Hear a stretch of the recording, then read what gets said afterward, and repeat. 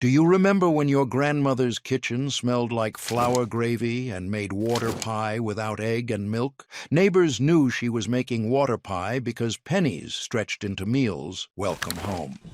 This chuck roast will be cooked under scientifically controlled temperatures for 14 hours. You lived through the Depression era when families ate dinners that cost nothing but kept them alive. But when you grew up, everything vanished. So let's discover these 60 Depression-era dinners nobody makes anymore. The 1933 water pie wasn't a real pie. It was what desperate housewives made when there were no eggs, no milk, no butter, and no money to buy them, mixing flour, sugar, water, and a little vanilla in a pie crust and baking it until it mysteriously formed a custard-like filling. Oklahoma kitchens made water pie when the pantry was empty, except for flour and sugar. The taste was sweet, vanilla-flavored custard texture from just water and flour. Water pie required 1 pie crust, 1.5 cups water, 1 cup sugar, 2 tablespoons flour, 1 teaspoon vanilla, and cost about 5 cents total. You couldn't use milk. There was none. You couldn't skip the vanilla. It was the only flavor. What it meant: dessert could be made from almost nothing. By 1945, water pie disappeared when eggs and milk returned to stores, and families could afford real custard pies. Modern bakers don't make water pie because the idea of pie filling made from water seems absurd, but Depression families ate it and were grateful for something sweet. The 1932 potato soup with flour dumplings wasn't gourmet. It was what filled stomachs when potatoes were cheap and plentiful and everything else was expensive. Pennsylvania kitchens boiled potatoes in water with onions if available, added flour dumplings to stretch it further, and called it dinner. The smell was bland potatoes and boiled dough. The taste was starchy, filling, and barely seasoned with salt. Potato soup required 5 to 6 potatoes, water, salt, and flour dumplings. Flour, water, pinch of salt dropped by spoonfuls into boiling soup, and cost about 8 cents to feed a family. You couldn't add milk, too expensive. You couldn't add butter, didn't have it. What it meant: potatoes and flour-filled bellies when nothing else was available. By 1950, potato soup evolved into richer versions with milk, butter, cheese, and bacon. Modern potato soup is creamy comfort food, not Depression survival food, and nobody makes the thin, dumplings-stretched version that families ate multiple times per week in the 1930s. The 1933 fried cornmeal mush slices weren't breakfast. They were dinner when there was nothing else, made by cooking cornmeal in water until thick, pouring it into a loaf pan to set overnight, slicing it, and frying the slices in lard or bacon grease. Southern kitchens made cornmeal mush for dinner and fried the leftovers for breakfast. The texture was crispy outside, soft inside. The taste was corn with whatever fat was used for frying. Cornmeal mush required cornmeal, water, salt, and cost about 3 cents for a loaf that fed a family for 2 meals. You couldn't add butter or milk. You couldn't skip frying. Plain mush was too bland. What it meant: cornmeal stretched into 2 meals for pennies. By 1955, fried cornmeal mush disappeared as a dinner staple, occasionally eaten as breakfast polenta. Modern cooks don't make cornmeal mush loaves because cornmeal is now a side ingredient, not the main meal. The 1931 beans and cornbread wasn't variety. It was the same dinner 5 or 6 nights a week because dried beans were the cheapest protein and cornmeal was cheaper than wheat flour. Arkansas kitchens cooked pinto beans with water and a ham hock, if lucky, served with cornbread made from cornmeal, water, and lard. The smell was beans cooking all day. The taste was plain beans and crumbly cornbread. Beans and cornbread cost about 10 cents to feed a family. 1 pound dried beans, 5 cents, cornmeal, 3 cents, lard, 2 cents.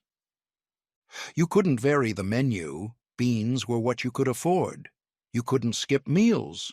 This was dinner every night. What it meant, beans and cornbread kept families alive through the Depression. By 1960, beans became a side dish, not the main meal eaten nightly. Modern families eat beans occasionally, not as the primary protein for months on end, and nobody understands eating the exact same dinner 6 nights a week because that's all the budget allowed. The 1932 lard sandwiches weren't treats. They were school lunches when there was no meat, no cheese, and no money for fillings, made by spreading lard on stale bread, sprinkling it with salt, and calling it a sandwich. Midwest schools had children eating lard sandwiches for lunch. The texture was soft lard spreading on hard, stale bread. The taste was salty fat and dry bread. Lard sandwiches cost about 1 cent each. Stale bread, free or nearly free, and lard, already in the house for cooking. You couldn't afford meat or cheese. You couldn't pack nothing. Children needed something. 5 Depression dinners down, and you're already remembering how your grandparents ate meals that sound impossible today. Water pie, potato soup stretched with dumplings, fried cornmeal mush for dinner, beans every single night, and lard sandwiches for lunch. 55 more, proving hunger makes you creative. The 1933 flour gravy over toast wasn't breakfast. It was dinner when there was no meat and no money, made by browning flour in lard or bacon grease, adding water to make gravy, and pouring it over stale toast. Kentucky kitchens made flour gravy for dinner multiple times per week. The smell was toasted flour and fat. The taste was bland, starchy gravy with salt. Flour gravy required flour, lard, water, salt, and stale bread, costing about 4 cents total to feed a family. You couldn't use milk, too expensive. You couldn't add meat, didn't have any. What it meant, flour and fat made gravy that filled stomachs. By 1955, flour gravy evolved into sausage gravy or disappeared entirely. Modern gravy requires meat drippings or stock, and nobody makes plain flour and water gravy poured over toast as dinner because the concept seems inedible, but it fed families for pennies. The 1934 dandelion green salad wasn't trendy foraging. It was free food when there was no money for vegetables, picked from yards and roadsides in spring before they flowered. Ohio families foraged dandelion greens, boiled them to remove bitterness, and ate them with vinegar. The taste was bitter greens with sharp vinegar. The texture was wilted, soft greens. Dandelion greens cost nothing, foraged free from yards, plus a splash of vinegar, 1 cent. You couldn't buy lettuce, too expensive. You couldn't skip vegetables entirely, needed something. What it meant, weeds from the yard counted as salad when groceries were unaffordable. By 1960, dandelion greens disappeared from tables when store vegetables became affordable. Modern foraging is hobby or trend, not necessity, and nobody picks dandelions from the yard for dinner because buying lettuce is easy and cheap relative to incomes. The 1935 fried bologna with potatoes wasn't fancy. It was cheap meat stretched with cheap potatoes, frying sliced bologna in a pan until the edges curled, adding sliced potatoes, and calling it dinner. Michigan families ate fried bologna regularly because it was cheaper than other meats. The smell was salty processed meat frying. The taste was salty bologna and plain fried potatoes. Fried bologna dinner cost about 15 cents. Bologna, 10 cents for enough to feed a family. Potatoes, 5 cents. You couldn't afford better meat. You couldn't skip the potatoes. Bologna alone wasn't enough. What it meant, processed cheap meat plus potatoes made dinner. By 1965, fried bologna became kid food or poor food, not regular family dinner. Modern families rarely eat bologna except on sandwiches, and nobody makes fried bologna and potatoes as a main dinner. The 1932 tomato gravy over biscuits wasn't Italian. It was Southern survival food when there was no meat for gravy, made by opening a jar of home-canned tomatoes, thickening them with flour, and pouring them over biscuits. Tennessee kitchens made tomato gravy when there was no sausage or bacon for regular gravy. The taste was tangy, tomatoes thickened into gravy consistency. Tomato gravy required home-canned tomatoes, basically free if you grew them, and biscuits, flour, lard, water, costing about 5 cents total. You couldn't use meat, didn't have it. You couldn't skip gravy. Biscuits alone were too dry. What it meant: canned tomatoes became gravy when meat wasn't available. By 1960, tomato gravy disappeared when meat became affordable, and regular sausage gravy replaced it. Modern Southerners don't make tomato gravy over biscuits because the dish is forgotten, replaced by sausage or bacon gravy that actually contains meat. The 1933 potato pancakes from leftovers weren't breakfast treats. They were using every bit of food when nothing could be wasted, mixing leftover mashed potatoes with flour and an egg if available, forming patties, and frying them. Wisconsin kitchens made potato pancakes from any leftover potatoes. The texture was crispy outside, soft potato inside. The taste was fried potatoes with salt. Potato pancakes cost virtually nothing, using leftovers that would otherwise be thrown away, plus a tiny bit of flour and lard for frying. You couldn't waste leftover potatoes. You couldn't make fresh pancakes. Too expensive. What it meant: leftovers became the next meal, never thrown away. By 1955, potato pancakes became a special dish made fresh, not from leftovers. Modern cooks make potato pancakes from scratch as a side dish, not from leftover mashed potatoes as a way to waste nothing, and the Depression practice of turning every leftover into the next meal is forgotten. The 1931 milquetoast wasn't comfort food. It was invalid food served to sick people or stretched milk into a meal when there was nothing else. Toasting stale bread, breaking it into a bowl, and pouring hot milk over it with butter and sugar if available. New England families made milk toast for children or elderly. The texture was soggy bread in hot milk. The taste was bland, sweet, milk-soaked bread. Milk toast required stale bread, free, milk, expensive but necessary, butter, rarely, and sugar, if available, costing about 6 cents per serving. You couldn't waste bread. You couldn't skip meals. What it meant: milk and bread combined into something called dinner when options were limited. By 1950, milk toast disappeared, except as invalid food for sick people. Modern families don't make milk toast because the concept of bread soaked in hot milk as a meal seems unappealing, but Depression families ate it regularly when more substantial meals weren't possible. The 1934 poor man's stew wasn't real stew. It was cheap ingredients thrown together and called stew, boiling potatoes and onions in water, adding sliced hot dogs at the end, and serving it as dinner. Illinois families made poor man's stew when beef stew was unaffordable. The smell was boiled potatoes and hot dogs. The taste was starchy potatoes, onions, and salty processed meat in broth. Poor man's stew cost about 20 cents. Potatoes, 5 cents. Onions, 3 cents. Hot dogs, 12 cents for a package. You couldn't afford real beef. You couldn't skip the potatoes. Hot dogs alone weren't enough. What it meant: cheap processed meat plus vegetables made something resembling stew. By 1960, poor man's stew disappeared when families could afford real beef stew with actual beef chunks. Modern families don't make hot dog stew because hot dogs are kids' food or barbecue food, not dinner stew meat, and the Depression practice of using them as stew protein is forgotten.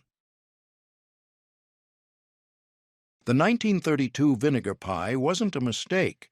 It was lemon pie when there were no lemons and no money to buy them, mixing vinegar with sugar, eggs if available, flour, and water to make a tart custard pie that tasted almost like lemon. Indiana kitchens made vinegar pie when lemons were luxury items. The taste was tart, sweet custard from vinegar instead of lemon juice. Vinegar pie required pie crust, vinegar, cheap, sugar, flour, eggs, rarely, costing about 8 cents. You couldn't afford lemons, too expensive. You couldn't skip dessert entirely, needed something sweet. What it meant, vinegar substituted for lemon when citrus was unaffordable luxury. By 1950, vinegar pie disappeared when lemons became affordable and available. Modern bakers make lemon meringue pie with real lemons, and vinegar pie is forgotten curiosity because nobody needs to substitute vinegar for lemons anymore, though some Appalachian communities kept making it as tradition. The 1932 Hoover stew wasn't named as compliment. It was mockingly named after President Hoover during the Depression, combining cheap hot dogs, canned tomatoes, macaroni, and whatever else was available into one-pot meals. Urban soup kitchens and desperate families made Hoover stew. The taste was tangy tomatoes, pasta, and salty hot dogs in broth. Hoover stew cost about 18 cents. Hot dogs, 10 cents. Canned tomatoes, 5 cents, macaroni, and 3 cents. You couldn't afford real meat. You couldn't make separate dishes. One pot saved fuel and effort. What it meant, combining the cheapest available ingredients into one pot made dinner that filled stomachs. By 1945, Hoover stew disappeared when the Depression ended, and the bitter association with hard times made families stop making it. Modern families don't make Hoover stew because the name itself is historical reference to suffering, and the combination of hot dogs, tomatoes, and pasta seems odd. The 1933 creamed chipped beef on toast wasn't military food yet. It was Depression dinner when dried chipped beef was cheap, making white sauce from flour and milk if available, adding torn pieces of dried beef, and serving it over toast. Military families and civilians ate SOS, politely called same old stuff. The taste was salty beef in bland white sauce. Creamed chipped beef cost about 12 cents. Chipped beef, 8 cents for a jar, flour, milk, if available, bread for toast. You couldn't afford fresh meat. You couldn't skip the white sauce. Dried beef alone was too salty. What it meant, dried preserved meat stretched into gravy made dinner. By 1960, creamed chipped beef became military food associated with cafeterias and institutions. Modern families rarely make SOS at home because chipped beef is obscure specialty item and the dish is associated with institutional food, though some families keep making it as nostalgic comfort food. 15. Depression dinners down, and you're seeing the pattern. Substitute expensive ingredients with cheap ones. Vinegar for lemons. Stretch meat with pasta and tomatoes. Hoover stew. Turn preserved meat into gravy. SOS. And never waste bread. Milk toast. These weren't recipes. They were mathematical equations solving hunger with pennies. The 1934 egg drop. Soup with stale bread wasn't Chinese cuisine. It was stretching 1 or 2 eggs into soup for a family by boiling water with salt and any vegetable scraps, dropping in beaten eggs while stirring to form ribbons, and serving it with stale bread for dipping. Pennsylvania Dutch families made egg drop soup when eggs were the only protein. The taste was bland egg-flavored broth with bread. Egg drop soup cost about 7 cents. Eggs, 5 cents for 2. Stale bread, free. Vegetable scraps, free. You couldn't use multiple eggs per person. You couldn't skip the bread. Soup alone wasn't filling. What it meant, 2 eggs fed a family when stretched into soup with bread. By 1955, egg drop soup disappeared from Depression contexts, later reappearing as Chinese restaurant food. Modern families don't make Depression-style egg drop soup with stale bread because eggs are affordable enough to eat other ways, and the memory of stretching 2 eggs into family dinner is lost. The 1933 fried cabbage with bacon grease wasn't a side dish. It was dinner when cabbage was cheap and plentiful, and there was bacon grease saved from whenever bacon was last affordable. Midwest families fried chopped cabbage in bacon grease until soft and browned. The smell was cabbage and smoky bacon fat.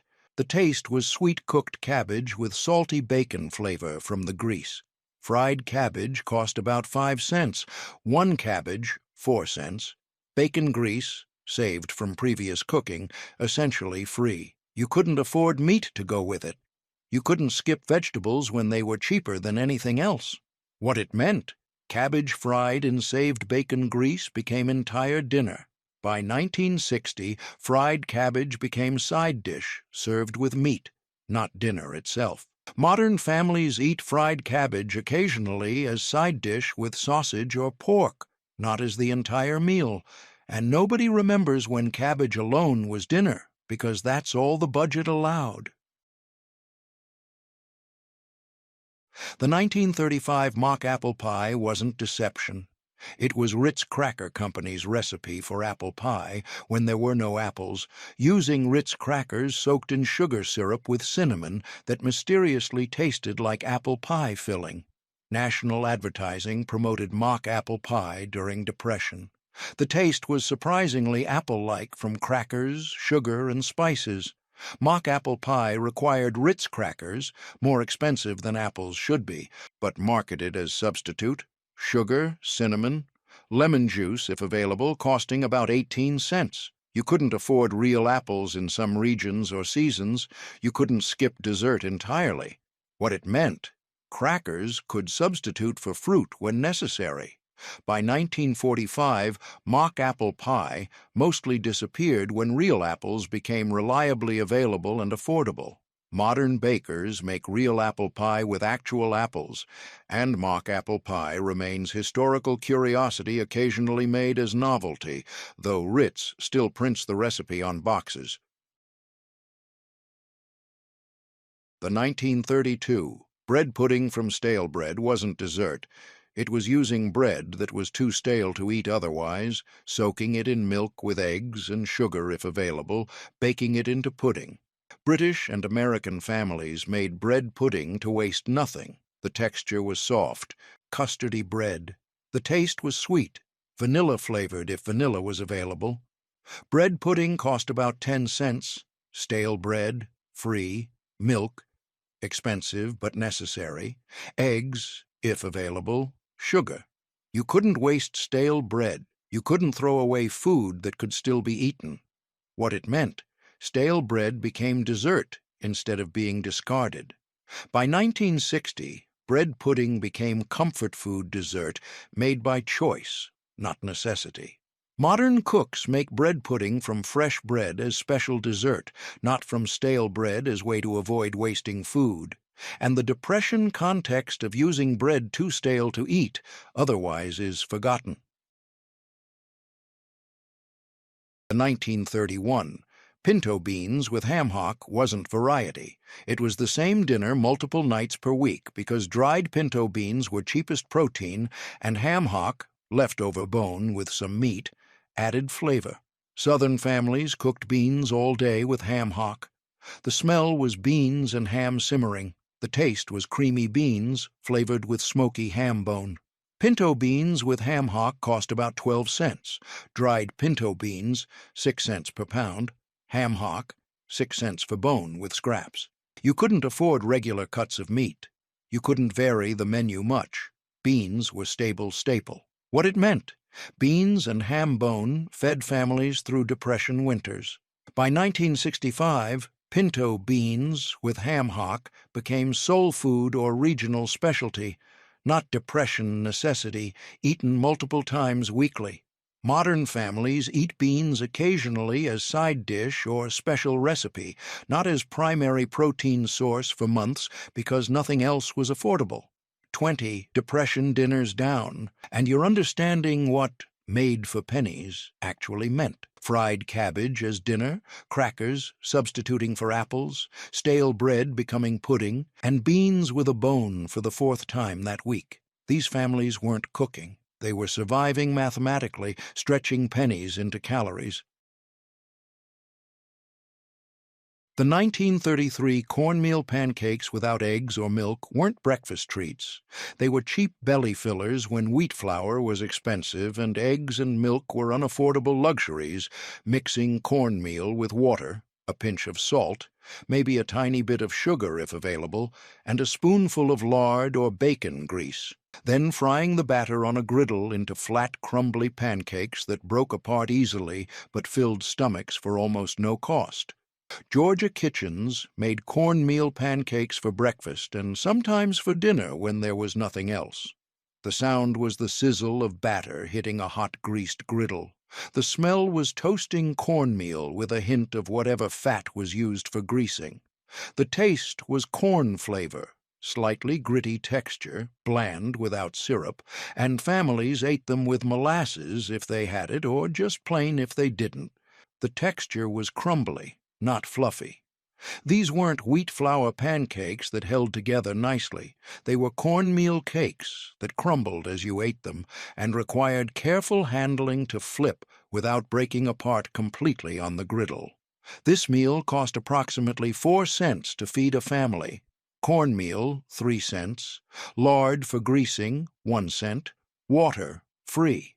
You couldn't use wheat flour. Cornmeal was cheaper by half. You couldn't add eggs.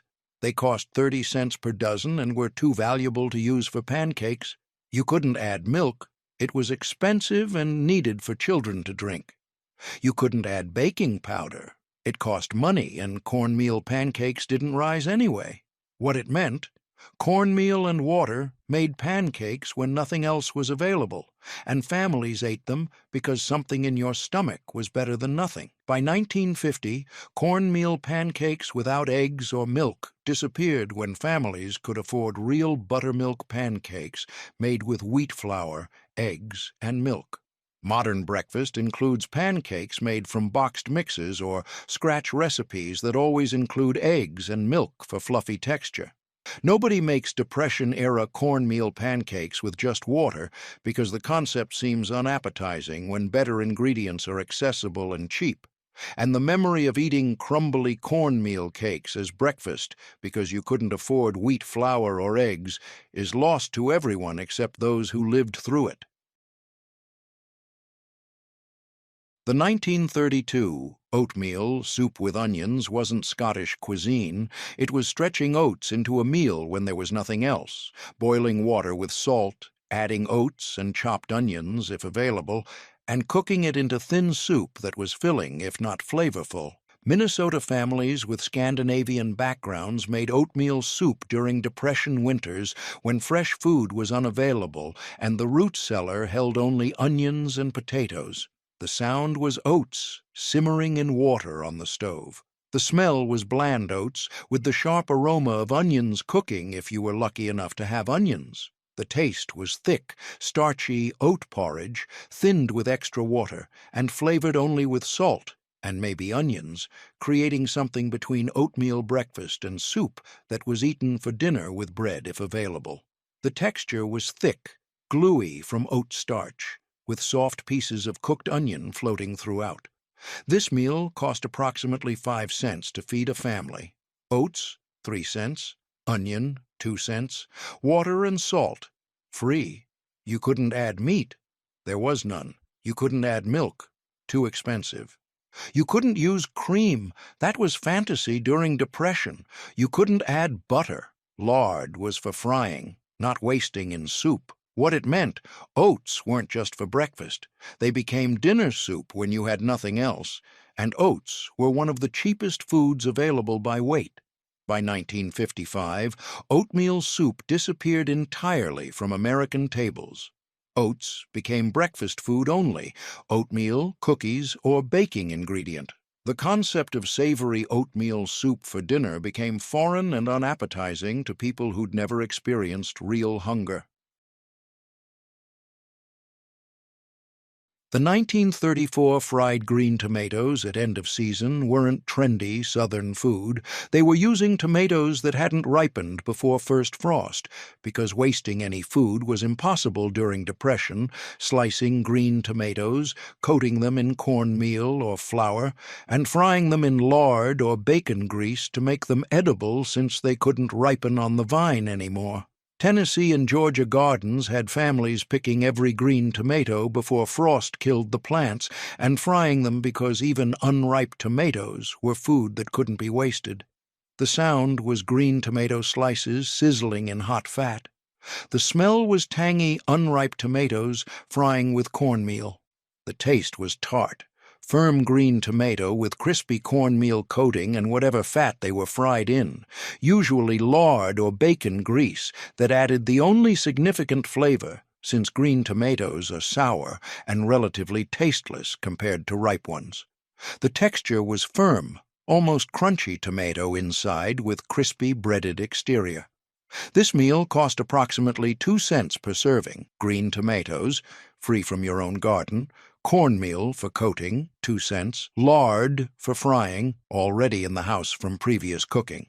You couldn't let tomatoes freeze and rot. That was wasting food your family grew. You couldn't wait for them to ripen. Frost was coming and they'd be destroyed. You couldn't pickle all of them. You didn't have enough vinegar or jars. What it meant, even unripe green tomatoes became food when nothing could be wasted, and families ate fried green tomatoes not because they were delicious Southern specialty, but because those tomatoes represented food that would otherwise be lost to frost. By 1960, fried green tomatoes transitioned from Depression necessity to Southern regional food made by choice. Modern restaurants serve fried green tomatoes as appetizer, not as way to salvage end-of-season unripe tomatoes from frost.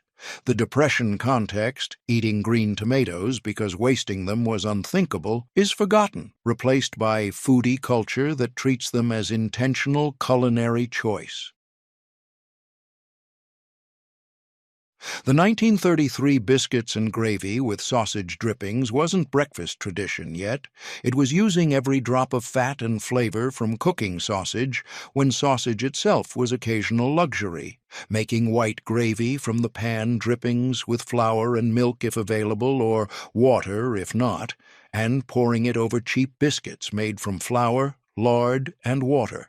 Kentucky and Tennessee families made biscuits and gravy when they'd managed to buy or make sausage, and couldn't waste a single drop of the fat or flavor left in the pan. The sound was flour hitting hot sausage grease and sizzling. The smell was savory sausage drippings mixing with toasted flour. The taste was salty, peppery sausage flavor in thick white gravy coating soft biscuits. The texture was thick, creamy gravy if you had milk, or thin, flour-thickened grease water if you didn't have milk, poured over dense, heavy biscuits. This meal cost approximately 15 cents total. Sausage drippings, leftover from cooking sausage that cost about 12 cents, flour for gravy and biscuits, 2 cents, lard for biscuits, 1 cent, milk if available, extra cost but often skipped. You couldn't waste sausage drippings. They represented flavor and fat that was too valuable to discard.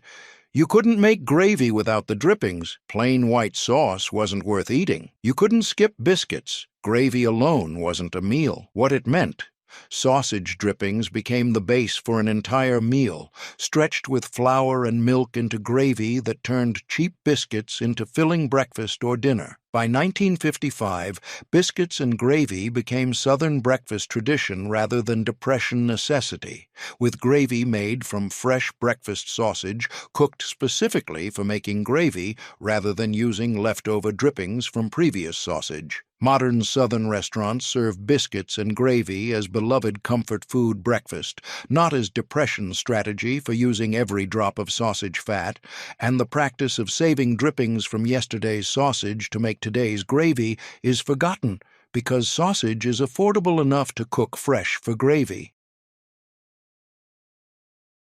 The 1934 potato soup with bacon rinds wasn't gourmet. It was stretching potato soup with flavor from bacon rinds.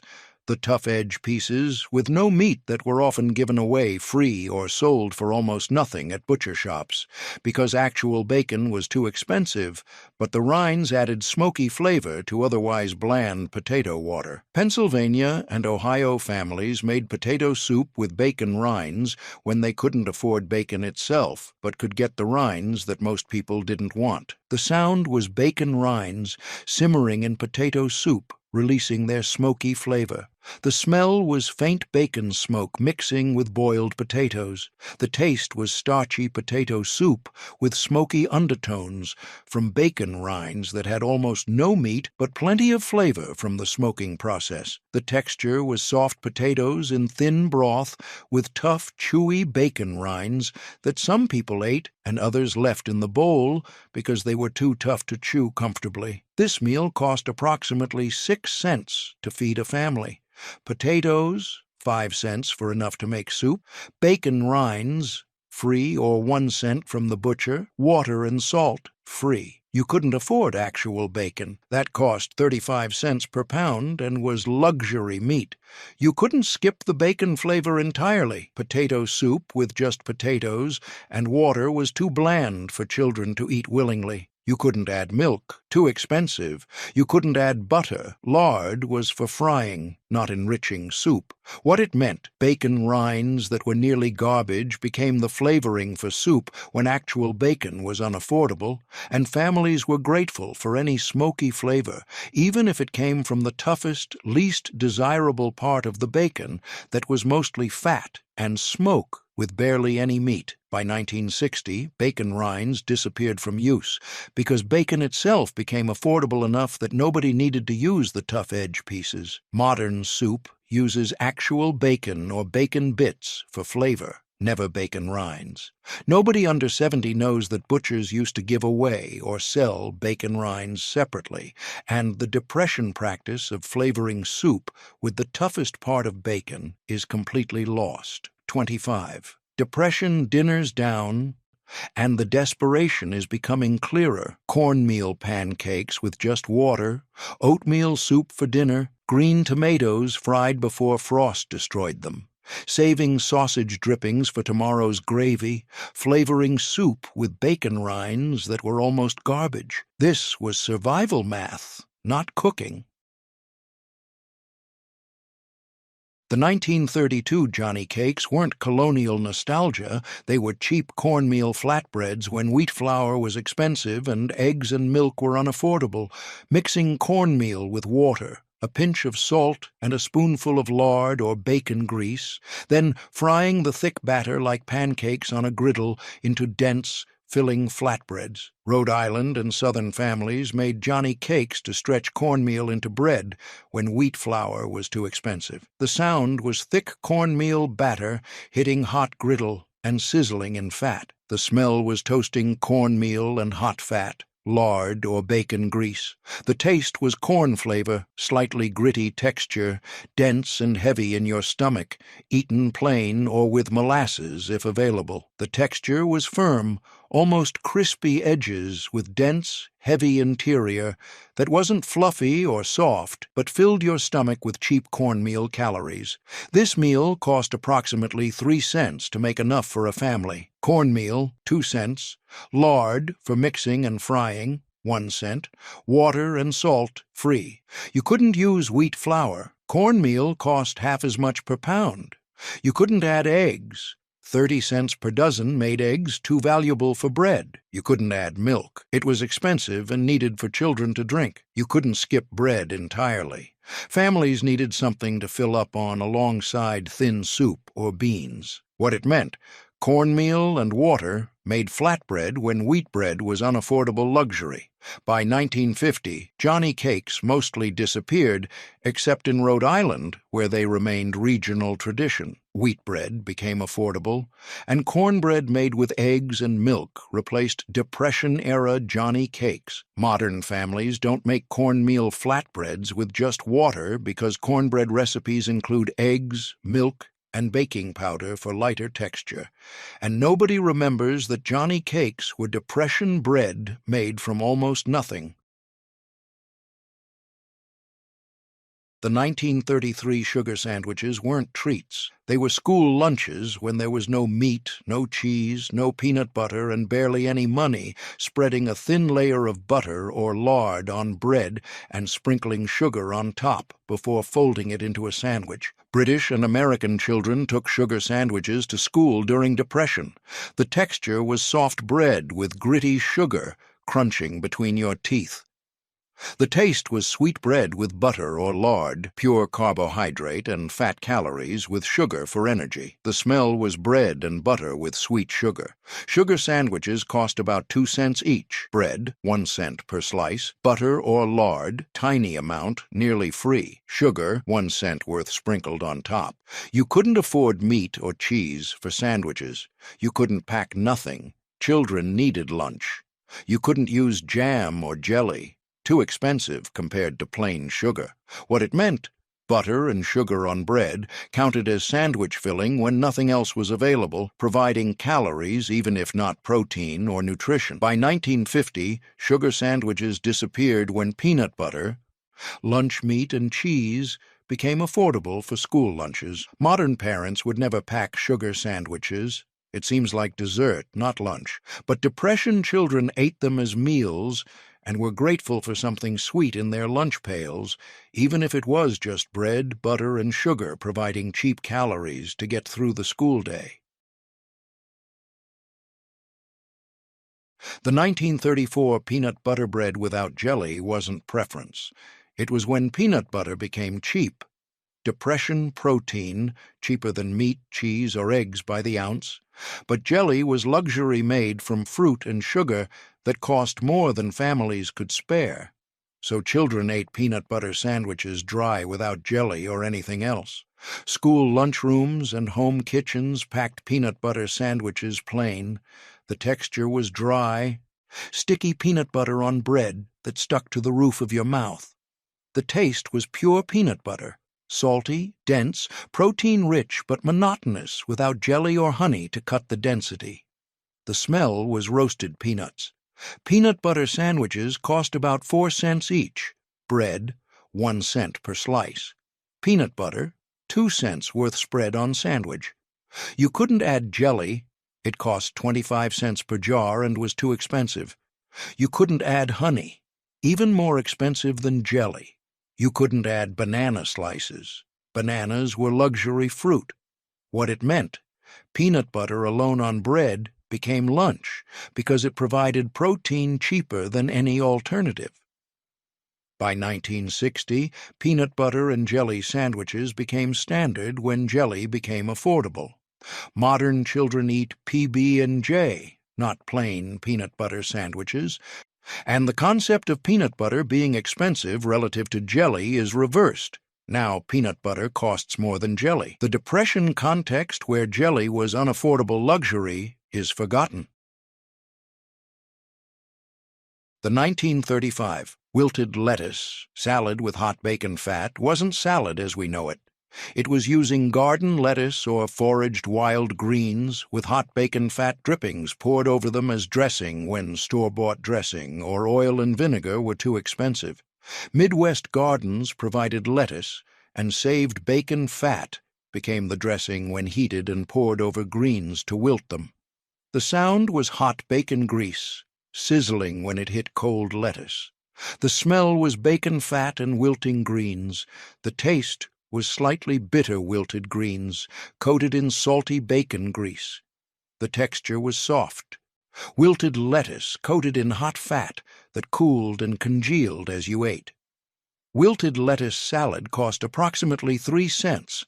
Lettuce or greens, free from garden or foraged, bacon grease, saved from whenever bacon was last cooked. Vinegar, 1 cent if added. You couldn't buy salad dressing. Too expensive. You couldn't use oil, cost more than bacon grease you already had saved. You couldn't eat lettuce plain, too bland and no nutritional value without fat. What it meant, saved bacon grease became salad dressing when nothing else was available.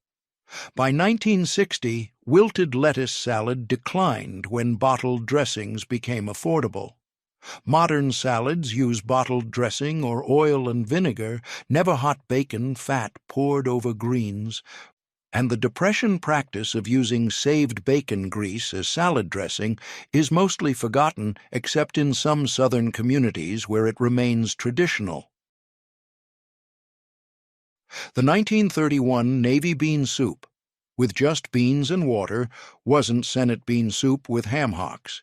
It was plain, dried navy beans boiled in water with salt as the only seasoning because there was no ham, no onions, no celery, and no money for anything except the beans themselves. Urban soup kitchens and desperate rural families made navy bean soup with only beans and water. The smell was bland beans cooking. The taste was starchy, plain beans with salt if you were lucky. The texture was soft beans in thin bean-flavored water that was more like bean tea than soup. Navy bean soup cost approximately 6 cents to feed a family.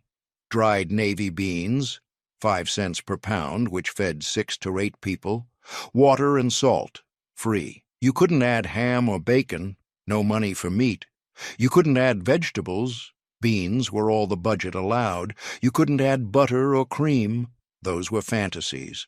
What it meant, beans and water alone made soup that filled stomachs when absolutely nothing else was available. By 1950, plain navy bean soup evolved into richer versions with ham, onions, and carrots. Modern navy bean soup recipes always include ham bone or bacon and vegetables. Nobody makes Depression-era navy bean soup with literally only beans and water because it seems inedible, but it fed thousands of families who had nothing else and were grateful for plain beans. Depression dinners down, he makes Depression-era navy bean soup with literally only beans and water because it seems inedible, but it fed thousands of families who had nothing else and were grateful for plain beans. Depression dinners down, and you're seeing survival in its simplest form. Cornmeal and water, sugar on bread, peanut butter without jelly, bacon grease as salad dressing, beans boiled in nothing but water. These weren't recipes from cookbooks. These were the mathematics of stretching pennies into calories to survive another day. The 1937 fried Spam with eggs wasn't modern processed food criticism. It was when Spam was introduced and became affordable protein that didn't spoil, mixing it thick and frying it in a pan until the edges crisped. Eggs, if available, to meal further. Urban families during late Depression adopted Spam because it cost 25 cents per can and fed a family, never spoiled, and required no refrigeration. The sound was Spam sizzling in its own fat as it fried. The smell was salty, processed pork product frying. The tensely salty Spam with eggs if you had them. The texture was firm, almost rubbery. Spam with crispy browned edges. Fried Spam cost approximately 15 cents per family meal. One can Spam, 25 cents divided across 2 meals. Eggs, if available, 5 cents for 2 eggs. You couldn't afford pork or ham. Spam cost less per pound and didn't spoil. You couldn't skip protein. Spam provided cheaply. You couldn't refrigerate fresh meat. Spam needed no refrigeration. What it meant, canned processed meat became protein source that didn't require ice boxes or spoil in. By 1960, Spam became associated with poverty or military rations, despite remaining popular in Hawaii. Modern mainland families rarely eat Spam except as nostalgic novelty, and Depression-era dependence on Spam as affordable shelf-stable protein is forgotten by those who didn't live through scarcity. 1935 Cabbage roll. Casserole wasn't deconstructed food trend. It was when families couldn't afford enough meat to stuff individual cabbage rolls properly. They chopped cabbage, mixed it with small amounts of ground meat or sausage, rice, if available, and tomatoes, and baked it as casserole, rather than individually rolled cabbage leaves. Polish and Eastern European families adapted traditional cabbage rolls to Depression budgets. The smell was cabbage and tomatoes baking with hints of meat. The taste was sweet, tangy tomatoes, and small amount of meat distributed throughout. The texture was soft cabbage mixed with rice and ground meat. Unstuffed cabbage roll casserole cost approximately 20 cents to feed a family. One cabbage, 5 cents, small amount ground meat or sausage, 10 cents, rice, 3 cents, canned tomatoes, 2 cents. You couldn't afford enough meat to stuff individual properly. You couldn't skip the cabbage. It was cheap bulk that filled the casserole. You couldn't make it the traditional way, too much meat required. What it meant, traditional ethnic foods were to use less meat and more cheap vegetables. By 1960, unstuffed casserole remained budget food, but traditional stuffed cabbage rolls returned when meat became affordable. Modern versions of unstuffed cabbage rolls are marketed as deconstructed or easy than Depression adaptation, and the economic necessity behind the adaptation is lost. The 1934 mock meatloaf. With oatmeal extender wasn't health food, it was stretching small amounts of ground by mixing it with oats, crackers, breadcrumbs, or anything else that would bulk up the meatloaf so a half-pound of meat could feed 6 people instead of 2. Every American household made extended meatloaf during Depression, with some versions containing more oats than meat. The smell was meat, and baking with onions if available. The taste was meaty first bite, then increasingly oat-flavored as you chewed. The texture was dense, holding together from oat binding, not juicy like all-meat meatloaf. Mock meatloaf cost approximately 25 cents, half-pound ground meat, 18 cents, oats or breadcrumbs, 3 cents, 1 egg, if available, 2 cents, onion, 2 cents. You couldn't use full pound of meat per loaf, too expensive. You couldn't skip the extender. Meat alone wouldn't feed a family. You couldn't add much seasoning. Onion were the standard. What it meant, meat was flavored oats rather than oats being binder for meat. By 1960, meatloaf recipes still included some filler, but the ratio shifted back toward more meat than extender. Modern meatloaf primarily meat with breadcrumbs or oats as binder, not extender, and Depression-era meatloaf that was 60s is forgotten because nobody wants to remember eating more oats than meat in their meatloaf.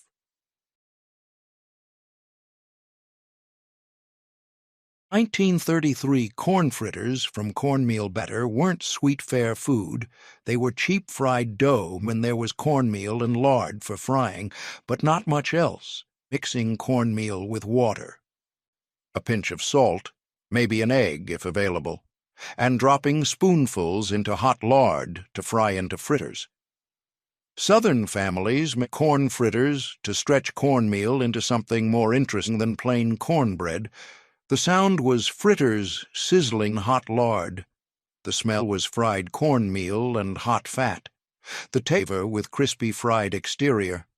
The texture was crispy outside, dense cornmeal inside. Corn fritters cost approximately 5 cents to make a batch. Cornmeal, 3 cents. Lard for frying, 2 cents. Water, free. Egg, if available, extra 2 cents. You couldn't make wheat flour fritters. Cornmeal was cheaper. You couldn't skip frying. Plain cornmeal batter wasn't appetizing.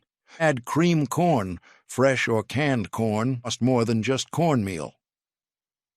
What it meant, cornmeal batter fried in lard became fritters that were more interesting than plain cornbread. By 1960, corn fritters evolved into versions with cream corn, eggs, and wheat flour. Modern corn fritters are made with canned corn kernels, not just corn, and Depression-era fritters made from plain cornmeal are forgotten because the texture was too dense and the flavor too plain. The 1932 Prune whip dessert wasn't elegant.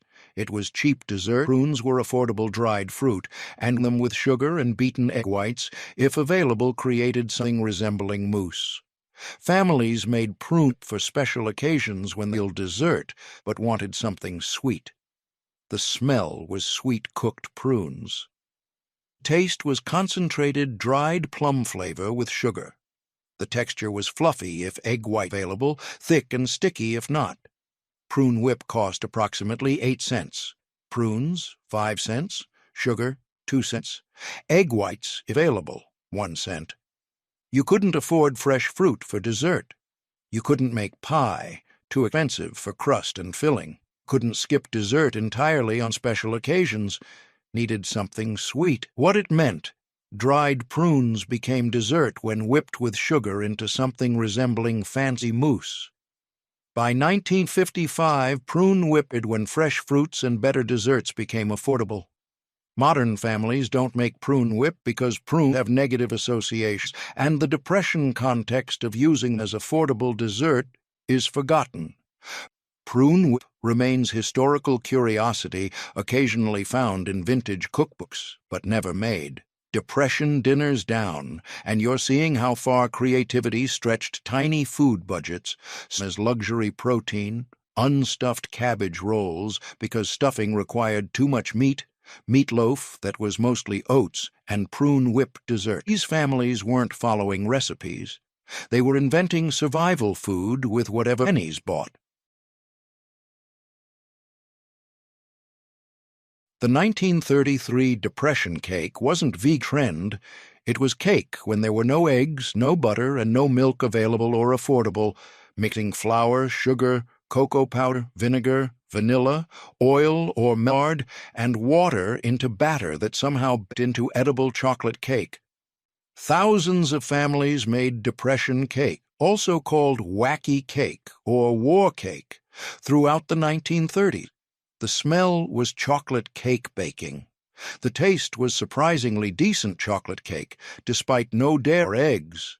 The texture was slightly denser than regular cake, but still cake-like and satisfying. Depression cake cost approximately 12 cents to make. Flour, 3 cents. Sugar, 4 cents. Cocoa, 3 cents. Vinegar, 1 cent. Vanilla, 1 cent if available. Oil or lard, negligible. You couldn't afford eggs at 30 cents per dozen. You couldn't butter at 40 cents per pound. You couldn't afford milk at 10 cents per quart. You couldn't skip birthday cakes or desserts entirely. Needed something for morale. What it meant: cake could be made without expensive dairy or eggs through chemical reaction of vinegar and baking soda. By 1950, Depression cake mostly disappeared when eggs, butter, and milk became affordable and regular recipes returned to use. Modern bakers occasionally make Depression cake as historical novelty or accidentally discover the recipe works when they realize mid-recipe they're out of egg. But nobody makes it regularly because ingredient is no longer necessary. The Depression-era context of making cake without dairy or eggs because they were unaffordable is lost, replaced by people making it as vegan option or historical curiosity rather than economic necessity. The 1934 stone soup wasn't folklore. It was real soup made when neighbors pooled whatever scraps each household could contribute, starting with water and metaphorical stone, sometimes real stone storytelling to children, adding whatever anyone had: potato peelings, carrot tops, onion end scraps, stale bread, anything edible. Community soup kitchens and desperate neighborhoods made stone soup by combining every thing into something. The smell was whatever had been contributed simmering together. The taste was vegetable broth with hints of meat scraps were added. The texture was thin broth with soft vegetable pieces. Stone soup cost nothing per individual family because each contributed only scraps they would have thrown away. Potato peelings, free. Vegetable trimming, free. Meat scraps, free. You couldn't afford ingredients for proper soup. You couldn't let vegetable trimmings go to waste. You couldn't feed families on individual scraps alone.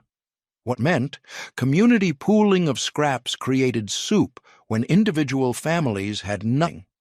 By 1945, stone soup tradition largely disappeared when food scarcity ended and families could make their own soup without community pooling. Modern stone soup is children's story about cooperation, not actual depression of making soup from collective scrap. The real history of soup as survival strategy during depression is forgotten, replaced by folklore version that teaches sharing. You couldn't make regular cornbread, required eggs and milk you didn't have. You couldn't skip bread with dinner, needed something to fill up on. You couldn't use wheat flour, cornmeal was cheaper. What it meant, cornmeal and water fried into patties made bread when nothing else was available. By 1960, hot water cornbread remained Southern regional food but was no longer necessity food made because other options weren't available. Modern Southern cooks make hot water cornbread as traditional food, not because they can't afford eggs or milk for regular cornbread. The Depression context of making hot water cornbread because regular cornbread ingredients were unaffordable is mostly lost. The 1933 egg and onion sandwich wasn't gourmet. It was stretching 1 or 2 eggs to make sandwiches for multiple people by hard-boiling eggs, chopping them fine, mixing with chopped onions and maybe a tiny bit of mayonnaise if available, and spreading thin on bread to make the eggs go further.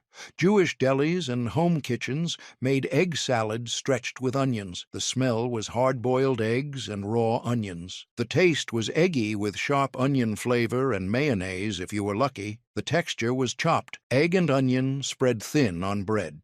Egg and onion sandwiches cost approximately 6 cents total. 2 eggs, 5 cents, 1 onion, 1 cent, bread, already accounted for, mayonnaise, rarely available. You couldn't use 1 egg per sandwich, had to stretch them. You couldn't skip the onions. They bulked up the egg salad to make it spread further. You couldn't afford meat or cheese sandwiches. What it meant, 2 eggs plus onions made sandwiches for 4 people when stretched thin enough. By 1960, egg salad sandwiches had more eggs per sandwich and less onion, becoming richer and less stretched. Modern egg salad uses eggs, mayonnaise, mustard, and minimal onion, not equal parts egg and onion stretched thin, and Depression-era practice of using onions to stretch eggs further is forgotten.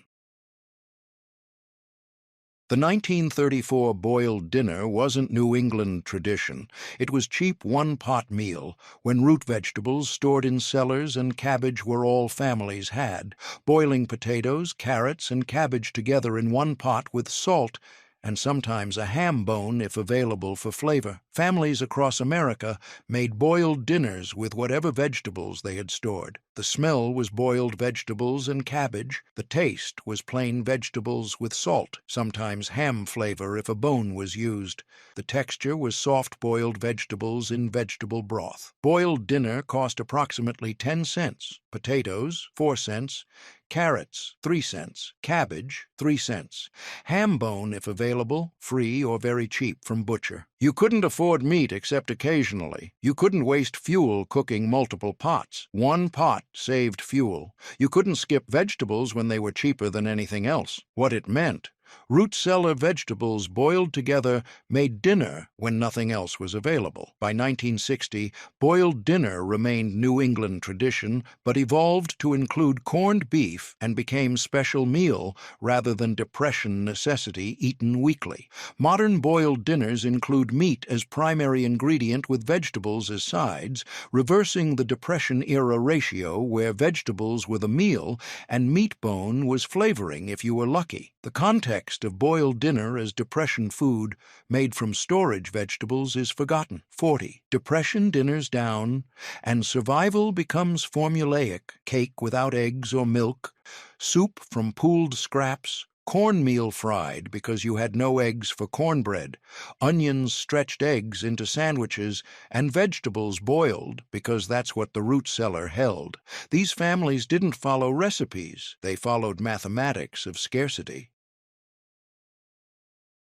The 1932 pork and beans with stale bread wasn't side dish.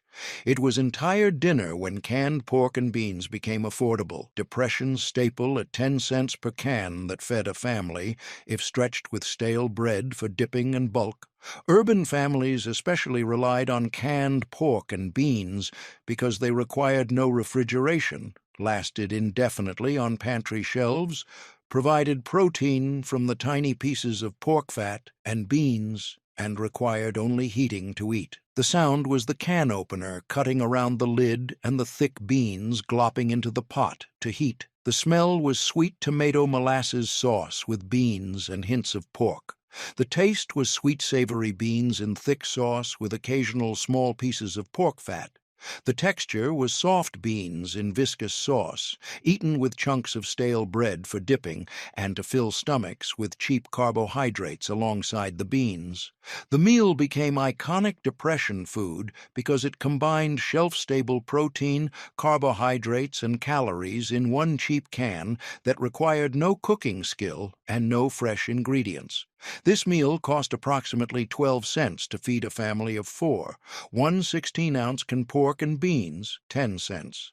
Stale bread for dipping and bulk, 2 cents worth. You couldn't afford fresh vegetables to go with it. You couldn't afford meat, except the tiny pork pieces in the beans. You couldn't cook complicated meals when you were exhausted from looking for work or working long hours for little pay. You couldn't waste fuel on elaborate cooking when one pot heated beans in 5 minutes. What it meant, canned pork and beans became dinner staple because they required almost nothing. No refrigeration, no fresh ingredients, no cooking skill, minimal fuel, and provided protein and calories for pennies.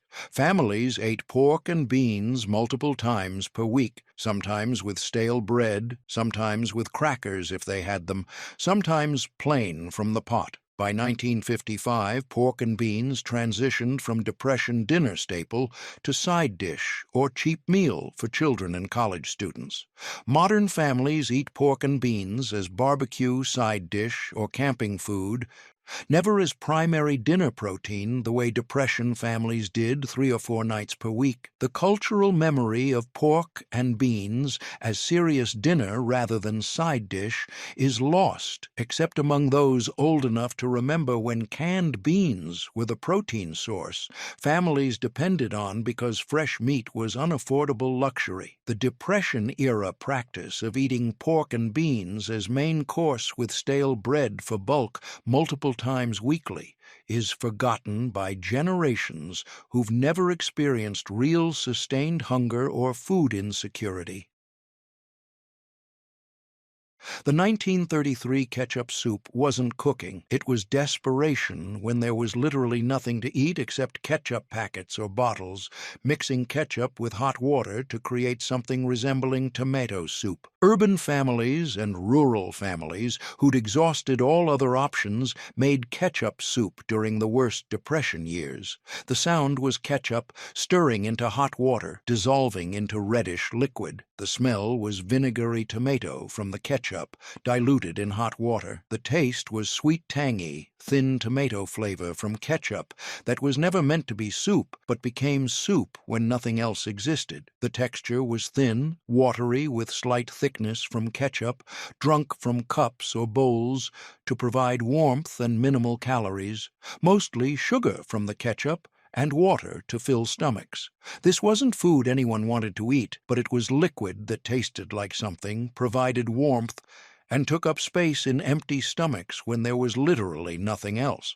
This meal cost approximately 2 cents, ketchup 2 cents worth, or free from restaurant packets collected, hot water free. You couldn't afford canned soup. 15 cents per can was too expensive. You couldn't afford canned tomatoes. 5 cents per can was too much when you had zero money. You couldn't afford fresh tomatoes, wrong season or no money for any fresh produce. You couldn't go without eating something warm. The psychological need for hot food when you're hungry and cold was real. What it meant, condiments, became meals when absolutely nothing else was available, and ketchup mixed with water provided tomato flavor, warmth, sugar calories, and the psychological comfort of eating soup.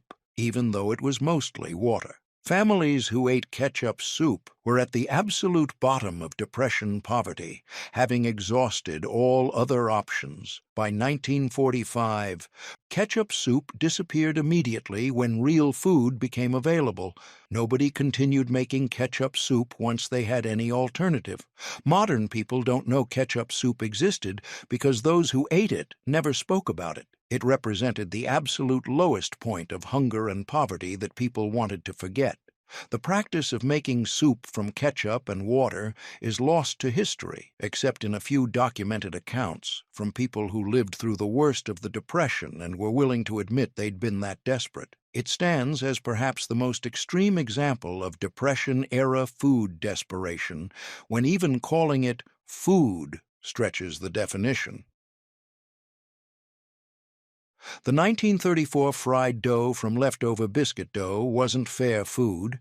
It was using every scrap of biscuit dough that remained after cutting biscuits, gathering the scraps, forming them into irregular shapes, and frying them in lard or bacon grease until golden and crispy to create something sweet or savory, depending on how they were served. Southern and rural families never wasted biscuit dough scraps. They became fried dough, eaten as dessert if sprinkled with sugar, or as bread if left plain. The sound was dough pieces hitting hot fat and sizzling irregularly because scrap shapes weren't uniform. The smell was frying dough with whatever fat was used, usually lard or bacon grease that added its own flavor. The taste was biscuit dough, fried into irregular puffs, crispy outside and soft inside. Eaten with sugar sprinkled on top if it was available, or plain if sugar was too expensive. The texture was crispy fried exterior with soft, slightly dense interior from biscuit dough that had been handled and re-rolled from scraps. This treat cost virtually nothing. Biscuit dough scraps, free, would otherwise be discarded. Lard or bacon grease for frying, negligible amount from what was already used for cooking. Sugar for sprinkling if available, 1 cent. You couldn't waste dough scraps when flour cost money. You couldn't throw away food in any form when your family was hungry. You couldn't make separate desserts. Fried dough scraps with sugar became dessert. You couldn't skip using every bit of ingredients you'd paid for. What it meant, even irregular scraps of biscuit dough became food instead of being discarded, transformed through frying into something children considered treat, even though it was just recycled dough. By 1960, fried dough became fair food and carnival treat made intentionally, not from leftover scraps. Modern fried dough is made from yeast dough, prepared specifically for frying, served with powdered sugar and toppings, disconnected completely from Depression-era practice of frying biscuit dough scraps. The context of fried dough as way to use every scrap of biscuit dough so nothing was wasted is forgotten. Modern fried dough is indulgence, not frugality. Nobody under 70 remembers that fried dough originated as Depression-era scrap usage, and the practice of gathering biscuit dough scraps to fry instead of discarding them is lost to everyone except those who lived through actual scarcity. The 1933 Mulligan stew wasn't recipe. It was hobo camp stew made by pooling whatever scraps anyone had contributed to a communal pot over fire, resulting in stew that was different every time, but always made from collective. Nothing turned into something through sharing. Hobo camps, transient worker camps, and desperate neighborhoods made Mulligan stew from whatever anyone could contribute. Potato peelings, vegetable scraps, bones with some meat, stale bread, literally anything edible went into the pot. The sound was the large pot bubbling over outdoor fire or hobo camp stove. The smell was whatever had been contributed that day simmering together. sometimes meaty if someone contributed bone, sometimes just vegetables, sometimes barely anything but water and scraps. The taste varied daily depending on contributions, but was generally thin broth with soft vegetable pieces and maybe meat flavor if lucky. The texture was watery stew with whatever solid pieces were contributed, usually more liquid than solid because water was free and stretched the ingredients. Mulligan stew cost nothing to any individual because it was made from collective scraps and contributions, vegetable peelings, free, bones from butcher trash, free, stale bread, free, water, free. You couldn't afford ingredients for real stew. You couldn't feed yourself alone with the scraps you had. You couldn't let anything edible go to waste. You couldn't survive without community cooperation during hardest times. What it meant, pooling everyone's nothing into communal pot created something edible when individual resources were too meager to make meals alone. Mulligan stew represented both the desperation of depression, eating from collective garbage essentially, and the community cooperation that helped people survive when individual families had absolutely nothing. By 1945, Mulligan's stew tradition disappeared when transient camps closed, hobos found work, and families could afford their own food without communal pooling.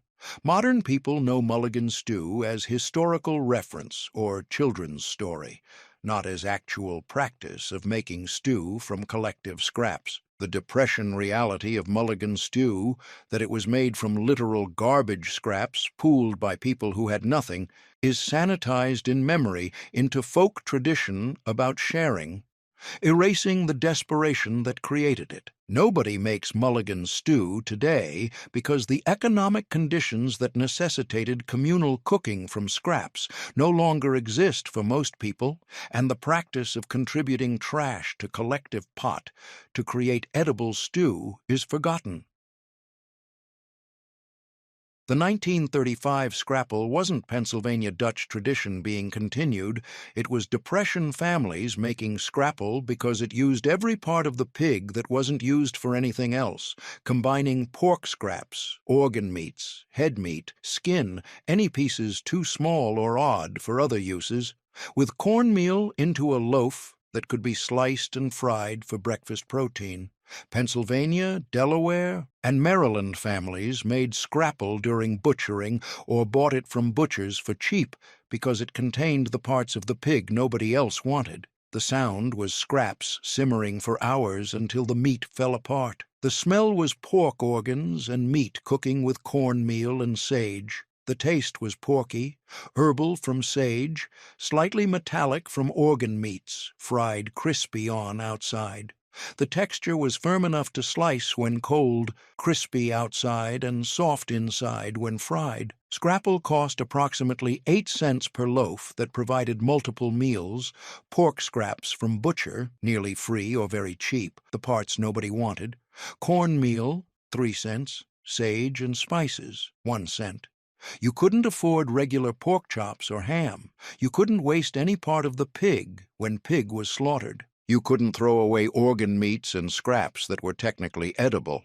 You couldn't skip breakfast protein entirely. What it meant, every scrap of pig became food through combining it with cornmeal into loaves that preserved it and made it palatable when fried, ensuring nothing from butchering was wasted. By 1960, Scrapple remained regional food in Pennsylvania, Delaware, and Maryland, but most of the country stopped making it when people could afford regular pork and didn't need to use organ meats and scraps. Modern Scrapple is regional specialty made by choice in traditional areas, not Depression necessity made because wasting pig scraps was unthinkable. The Depression context of Scrapple as way to use otherwise unusable parts of pig is lost outside traditional Scrapple regions, and most Americans don't know Scrapple exists or what it is. 45. Depression dinners down, and the reality becomes unavoidable.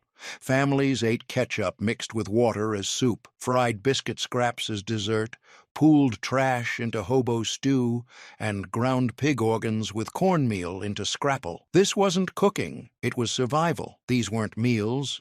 They were proof hunger makes anything food. The 1933 molasses. Cookies using molasses as sugar substitute weren't about flavor preference. Molasses was cheaper than white sugar and provided sweetness, plus some nutrition, iron and minerals. So depression bakers made cookies with molasses instead of sugar when sugar was too expensive or unavailable. Every region made molasses cookies during Depression, sometimes called Joe Frogger's, ginger cookies, or just molasses cookies depending on spices used. The smell was dark, rich molasses baking with ginger and spices. The taste was deeply sweet from molasses with spicy ginger, cinnamon, and cloves if available. The texture was either soft and chewy or crispy depending on baking time, with dark brown color from molasses instead of golden color from sugar. The cookies provided sweetness and calories cheaply. And children loved them because any cookie was treat during Depression, even if it was made from cheaper ingredients. Molasses cookies cost approximately 10 cents per batch. Molasses, 5 cents for enough for batch. Flour, 3 cents. Lard, 1 cent. Spices, 1 cent if available. You couldn't afford white sugar at 8 cents per pound when molasses cost 5 cents for equivalent sweetness. You couldn't skip cookies entirely. Children needed occasional treats for morale even during hard times. You couldn't use fancy ingredients, molasses, flour, and lard-made cookies when nothing else was available. What it meant, molasses substituted for expensive white sugar in baking, and cookies made with cheaper ingredients still provided comfort and sweetness that Depression families desperately needed psychologically, even when they barely had enough to eat. By 1960, molasses cookies transitioned from sugar substitute necessity to regional preference. People made them because they liked molasses flavor, not because sugar was too expensive. Modern bakers make molasses cookies as spice cookies by choice, not as substitute for sugar cookies they couldn't afford. The Depression context of molasses. Cookies as cheaper alternative to sugar cookies is forgotten. Now they're considered different cookie type, not substitute version. The practice of using molasses as sugar substitute in baking to save money is lost because sugar is now cheap relative to molasses, completely reversing the Depression-era economics that made molasses cookies budget option. The 1934 onion soup with stale bread croutons wasn't French onion soup. It was when onions stored in root cellars were cheap or free from your own garden, and stale bread needed using boiling onions in water with salt to make soup, and frying stale bread cubes in a tiny bit of fat to make croutons that provided texture and bulk. Midwest and French-descended families made onion soup during Depression when onions were available but little else was. The sound was onions simmering in water, releasing their sweetness. The smell was onions cooking in broth, sweet and savory. The taste was sweet onion broth with salt, served with fried stale bread croutons that soaked up the broth. The texture was thin onion-flavored broth, with soft cooked onions and bread croutons that added substance to otherwise thin soup. Onion soup cost approximately 4 cents to feed a family. Onions, 3 cents or free from garden root cellar. Stale bread, free, would be wasted otherwise. Tiny amount of fat for frying croutons, 1 cent. Water and salt, free. You couldn't afford beef stock. Onions and water made the broth. You couldn't afford cheese or wine for French-style onion soup. You couldn't waste stale bread. It became croutons. You couldn't skip soup entirely when family needed something hot to eat. What it meant. Onions and water made soup when nothing else was available, and stale bread fried into croutons added texture and stretched the meal to fill stomachs. By 1960, onion soup evolved into French onion soup with beef broth, wine, and cheese when people could afford those ingredients. Modern onion soup is rich preparation with multiple ingredients, not Depression-era onion and water soup with stale bread croutons. The Depression version of onion soup, just onions boiled in water with fried stale bread, is completely forgotten, replaced by French onion soup that bears almost no resemblance to the poverty version that sustained families who had onions, but nothing else. The 1935 baked potato bar wasn't restaurant concept. It was when potatoes were cheapest calories available, and families baked potatoes for dinner without toppings because there was nothing to top them with, eating plain baked potatoes with salt and maybe a tiny scraping of butter or lard if available. Idaho, Washington, and potato-growing regions especially relied on baked potatoes as complete dinner during Depression. The sound was potatoes placed directly on oven racks to bake. The smell was baking potatoes with crispy skin. The taste was plain potato, starchy, bland, filling, with salt and minimal fat, if anything. By 1960, baked potatoes became side dish with multiple topping options. Modern baked potato bars offer butter, sour cream, cheese, bacon, chili, and endless toppings. The Depression reality of plain baked potatoes as entire dinner without toppings, because there were no toppings to add, is forgotten by people who've never eaten plain baked potato with just salt as complete meal multiple times per week. The 1932 succotash wasn't Native American tradition being honored. It was cheap vegetable dish when dried or canned corn and dried or canned lima beans were affordable and combined provided complete protein, beans, plus carbohydrates, corn, without meat. Southern and Native American-influenced regions made succotash frequently during Depression. The sound was corn and beans cooking together in water. The smell was sweet corn and starchy lima beans. The taste was sweet corn with creamy lima beans, sometimes with small piece of salt pork for flavor, if available. The texture was soft corn kernels and soft beans, sometimes with liquid, sometimes drained, depending on preference. Succotash cost approximately 8 cents. Dried lima beans, 4 cents, dried or canned corn, 4 cents, salt pork if available, additional cost. You couldn't afford meat as protein, beans provided protein. You couldn't afford elaborate vegetables, corn and beans were cheap. You couldn't skip vegetables entirely when they were cheaper than everything else. What it meant: corn and beans combined provided complete protein without meat and filled stomachs with cheap vegetable calories. By 1960, succotash became side dish or southern regional food, not Depression protein source eaten as main dish. Modern succotash often includes butter, cream, peppers, and is served as vegetable side, not main protein dish. The Depression context of succotash as protein complete meal, substitute for meat, is forgotten. Now it's side vegetable, not main course. The 1933 rice pudding with raisins wasn't dessert. It was stretching small amounts of rice and milk into filling pudding with raisins for sweetness when sugar was expensive, baking rice with milk, sugar if available, raisins, and vanilla if available into pudding. British and American families made rice pudding as economical dessert that stretched milk and rice into something sweet. The smell was rice and milk, baking with vanilla and raisins. The taste was sweet, creamy rice with plump raisins. The texture was soft rice in creamy milk-based pudding if enough milk was used, or drier rice with minimal milk if milk was too expensive. By 1960, rice pudding remained comfort food dessert, but evolved into richer versions with cream and more sugar.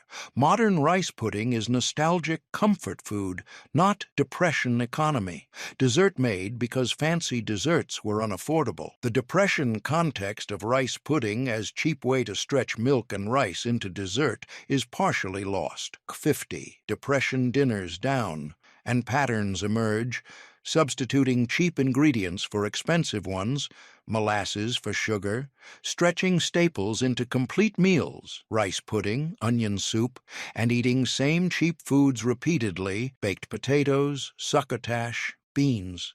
These families calculated calories per penny and made decisions accordingly, choosing survival over taste. The 1934 fried liver and onions wasn't about nutritional wisdom. It was about liver being the cheapest meat available at butcher shops because most people found the flavor strong and the texture off-putting, meaning Depression families bought liver when they couldn't afford regular cuts of meat but needed animal protein in their diets. Liver cost 8 cents per pound when hamburger cost 15 cents and pork chops cost 25 cents per pound, making it the affordable protein option for families desperate for meat. The sound was liver slices hitting hot lard in the skillet, cooking quickly. The smell was metallic, iron-rich liver frying with onions that helped mask the strong flavor. The taste was intensely iron-flavored, slightly bitter liver that children especially hated but ate because refusing food wasn't tolerated. 1 cent. Lard for frying, 1 cent. Maybe bacon grease if available for better flavor, free from saved drippings. You couldn't afford regular meat cuts. Liver was half the price of hamburger. You couldn't skip meat entirely. Family needed iron and protein, especially children. And families made nourishing broth from parts others threw away. By 1960, chicken feet soup mostly disappeared from American cooking when chicken became affordable, and using feet seemed unnecessary. Chinese and other Asian communities continued using chicken feet, but American Depression practice of making soup from them because they were free disappeared. Modern Americans don't know chicken feet were used for soup during Depression, and younger generations find the concept off-putting. The Depression necessity of using every part of every animal, including parts considered garbage, is completely lost, and chicken feet soup remains ethnic food rather than remembered as American Depression survival food. The 1936 head cheese wasn't deli meat choice. It was Depression use of entire pig's head after butchering, simmering the head for hours until meat fell off bones, picking the meat, mixing it with spices, pressing it into loaf pans, and letting the natural gelatin from bones set it into loaf that could be sliced like luncheon meat. Farm families and butchers made head cheese during Depression because pig's head was too valuable to waste when it contained pounds of edible meat on the cheeks, jowls, and around the skull that nobody wanted but was still food. The sound was pig's head simmering in enormous pot for hours. The smell was pork, bones, and spices cooking. The taste was porky with spices, usually bay leaf, cloves, and pepper, with slightly gelatinous texture from the natural gelatin released from skull bones and cartilage. The texture was pressed meatloaf held together by natural gelatin, sliced cold for sandwiches or fried for breakfast. The meat pieces were visible throughout, showing this was actual meat, not processed product, though the gelatin gave it unusual texture that some people loved and others found off-putting. This meal cost approximately 10 cents for entire loaf, pig's head from butchering, nearly free or very cheap, the part nobody wanted, spices, 2 cents, vinegar, 1 cent, loaf pans, owned. You couldn't waste pig's head when it contained several pounds of edible meat just because the meat was on skull bones. You couldn't afford to butcher pig and throw away entire head. You couldn't buy luncheon meat at store. Head cheese made at home provided sliced meat for sandwiches. What it meant, every part of butchered pig was used, including the head, and head cheese made from skull meat provided luncheon meat when buying deli meat was impossible luxury. By 1960, head cheese mostly disappeared as homemade food when people stopped home butchering and when store-bought luncheon meats became affordable. Modern Americans rarely eat head cheese, and most people under 50 don't know what it is. The Depression practice of making head cheese from pig's head to waste nothing from butchering is forgotten except in traditional communities that still make it, and the context of head cheese as Depression necessity, using head because wasting pounds of meat was unthinkable, is completely lost. The 1933 sausage gravy over leftover biscuits wasn't breakfast tradition. It was using leftover biscuits from previous day that were too hard to eat plain, making gravy from small amount of breakfast sausage plus flour and milk, or water if no milk, to create enough gravy to soften stale biscuits and stretch the sausage to feed entire family. Southern families made sausage gravy to use leftover biscuits and stretch expensive sausage. The sound was sausage crumbling and browning in skillet, flour being stirred into the fat, liquid being added to make gravy. The smell was breakfast sausage with toasted flour and milk, creating rich gravy aroma. The taste was peppery sausage in thick white gravy. The texture was thick, creamy gravy if milk was used, or thinner flour. Thickened gravy if only water was available, poured over stale biscuits that softened as they absorbed the gravy. The meal provided protein from sausage, fat and starch from gravy, and used biscuits that would otherwise be thrown away or fed to animals. This meal cost approximately 12 cents. Small amount breakfast sausage, 8 cents for quarter-pound stretched with gravy. Flour, 1 cent. Milk, if available, 3 cents. Stale biscuits, free, leftover from previous meal. You couldn't waste stale biscuits that were too hard to eat plain. You couldn't afford enough sausage for everyone to have full serving. Gravy stretched it. You couldn't skip breakfast. Sausage gravy over biscuits filled stomachs until lunch. What it meant: small amount of meat stretched with flour and liquid made gravy that fed entire family and used stale bread that would otherwise be wasted. By 1960, biscuits and sausage gravy became Southern breakfast tradition, made with fresh biscuits and generous sausage, rather than Depression strategy for using stale biscuits and stretching small amount of sausage. Modern Southern restaurants serve biscuits and gravy as beloved comfort food, with plenty of sausage in thick gravy over fresh-made biscuits, completely different from Depression version, where gravy stretched minimal sausage and softened day-old biscuits. The Depression context of sausage gravy as stretching strategy for leftover biscuits and minimal meat is lost, replaced by traditional Southern breakfast that bears only superficial resemblance to the necessity version. The 1934 mock chicken wasn't deceptive cooking. It was when chicken was expensive luxury, but pork shoulder was relatively cheaper. So families cut pork shoulder into chicken-sized pieces, breaded and fried them like fried chicken, and served them as mock chicken to give children something that resembled fried chicken without the cost of actual chicken. Midwest families made mock chicken during Depression, when chicken cost 40 cents.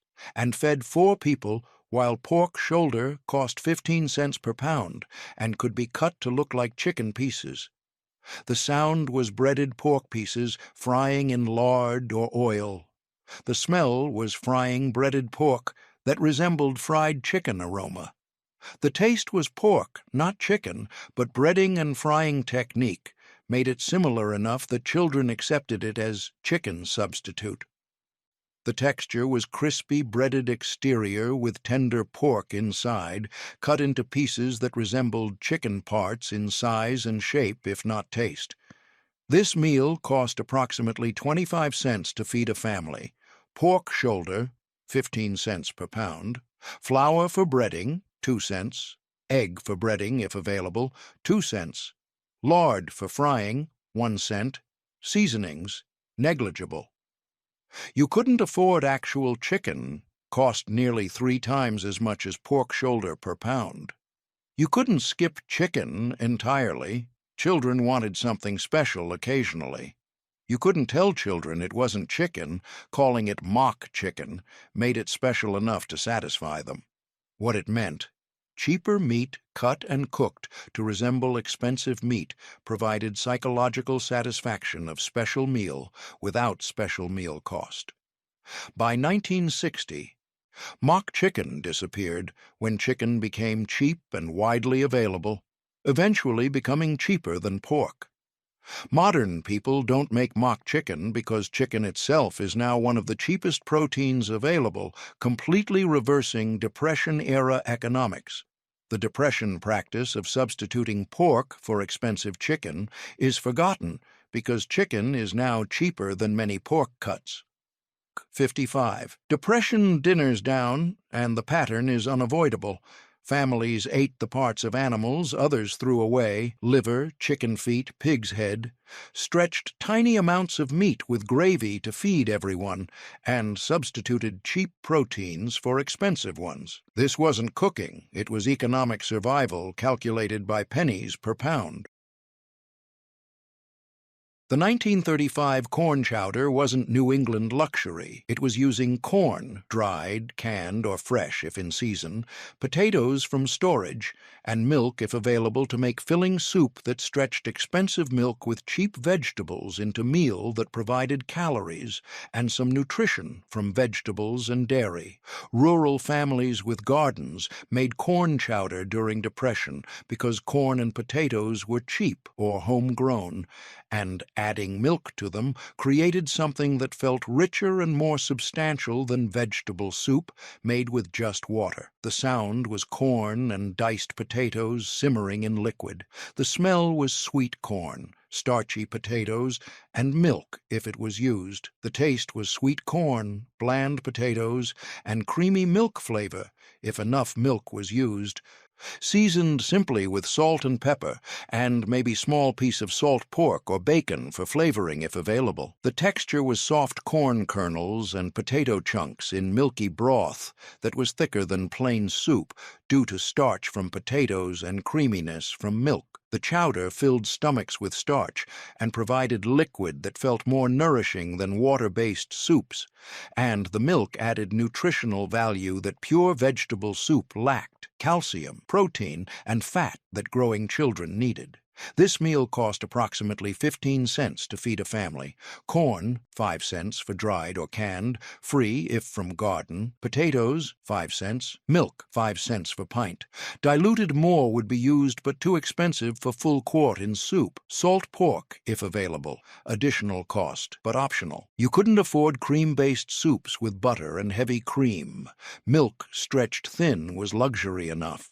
You couldn't afford clams for clam chowder. Corn substituted as the main ingredient. You couldn't skip milk entirely, even though expensive. Children needed calcium and dairy nutrition. You couldn't make elaborate soup. Corn, potatoes, and milk were simple and filling. What it meant: combining cheap vegetables with small amount of milk created soup that felt substantial and provided dairy nutrition when drinking milk. Plain would use too much milk too quickly. Corn chowder stretched expensive milk across family meal rather than using it all for drinking. By 1960, corn chowder evolved into richer preparation with more milk, butter, cream, and bacon becoming standard rather than optional. Modern corn chowder is comfort food soup with generous dairy, bacon, and seasonings, not Depression strategy for stretching expensive milk with cheap vegetables. The Depression context of corn chowder as milk-stretching strategy is forgotten. Now it's considered creamy comfort food rather than economy measure. Nobody makes Depression-era corn chowder with minimal milk stretched with maximum corn and potatoes because modern corn chowder recipes call for cream and butter that Depression families never had.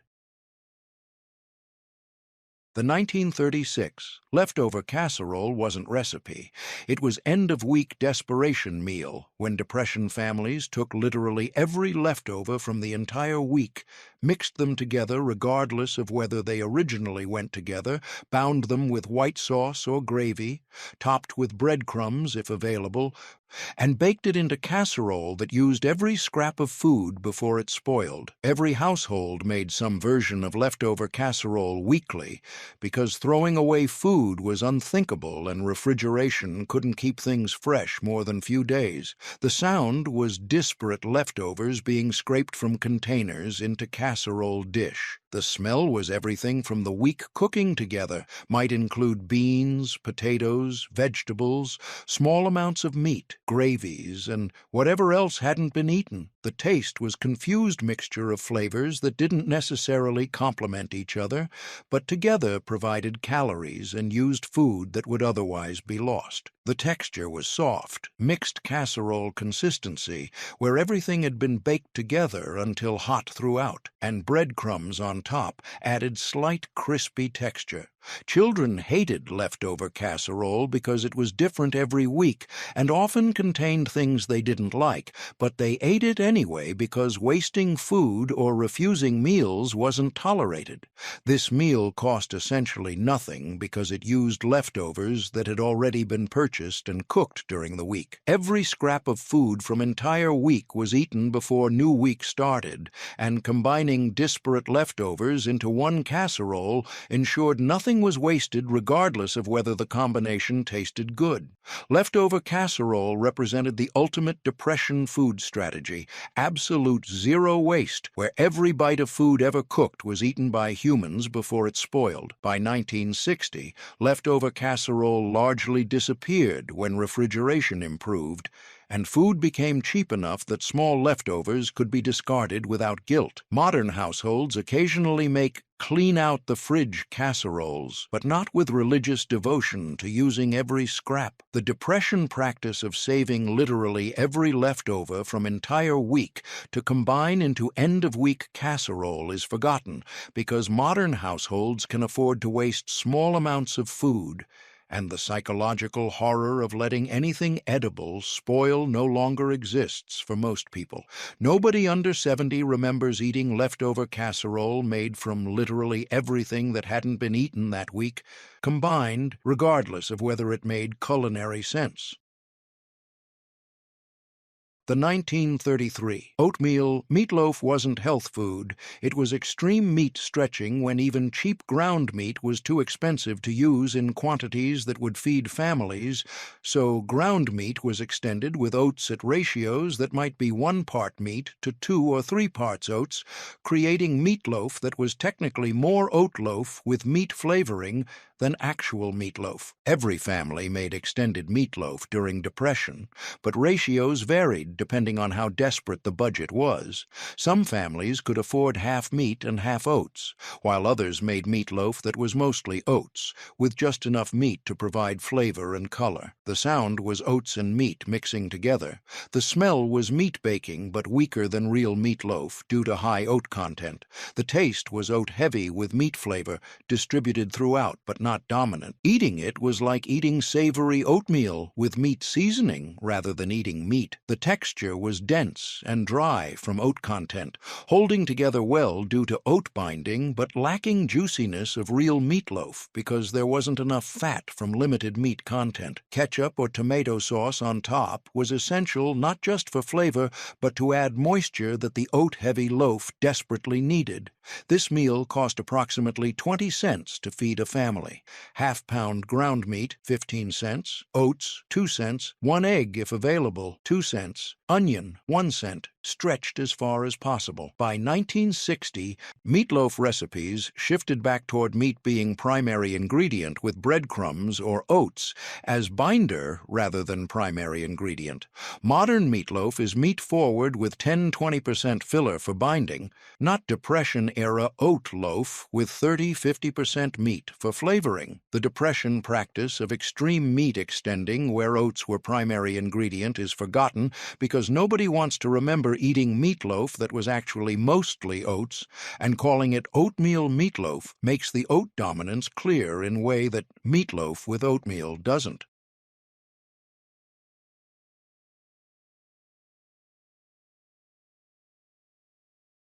The 1934 apple core jelly wasn't a creative recipe or clever kitchen hack.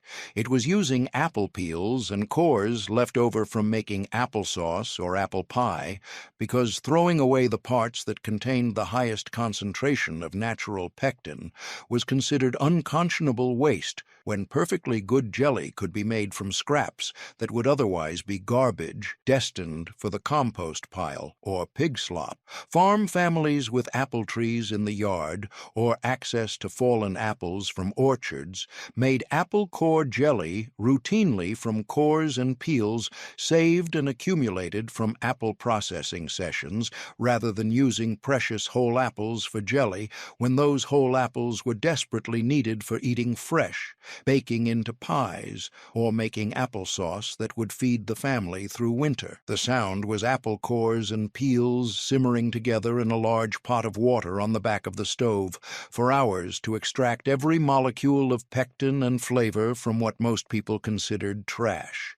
The smell was tart apple peels. The finished jelly was made entirely from parts that most people threw away without a second thought, demonstrating Depression-era resourcefulness where absolutely nothing was wasted if it could possibly be transformed into food through any means available. This treat cost approximately 10 cents per batch, apple cores and peels completely free because they would be discarded after making applesauce or pie anyway. Sugar, 8 cents for the cup or two needed. Jars, already owned from previous years and reused indefinitely. You couldn't waste apple cores and peels that contained valuable pectin when pectin meant you could make jelly. You couldn't afford to use whole apples for jelly when those same apples were desperately needed for eating fresh to provide vitamins. Baking into pies for dessert or cooking down into applesauce that would be canned and stored for winter. You couldn't skip making jelly entirely. Families needed something sweet to spread on bread for school lunches and breakfast, and jelly made from free scraps was the only affordable sweet spread. What it meant, garbage became valuable food when that garbage contained extractable flavors and natural pectin, and nothing remotely edible was thrown away, even if it was technically waste material from other food preparation processes. By 1960, apple core jelly had disappeared almost completely when post-war prosperity meant people could afford to use whole apples for jelly making and didn't need to extract every possible use from apple scraps just to have something sweet in the house. Modern jam and jelly makers use whole fresh fruit exclusively, following recipes that call for pounds of perfect apples, and the Depression practice of making jelly from cores and peels is completely forgotten by anyone born after 1950. Nobody under 80 years old knows that apple cores and peels were carefully saved, accumulated, and used for jelly making, and the extreme Depression-era resourcefulness of making food from what is now considered garbage is lost to history, along with the people who practiced it out of absolute necessity.